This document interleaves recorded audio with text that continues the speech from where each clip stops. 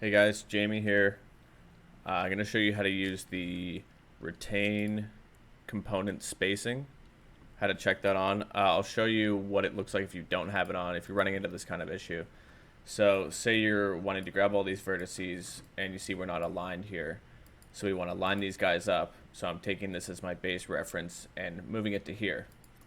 And ideally, I'd want it all to move there, but we get this issue where it moves the entirety of your selection, which isn't ideal.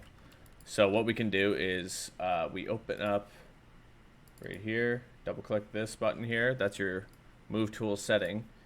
You want to come down to move, snap settings, retain component spacing, and then we just get a clean thing like that.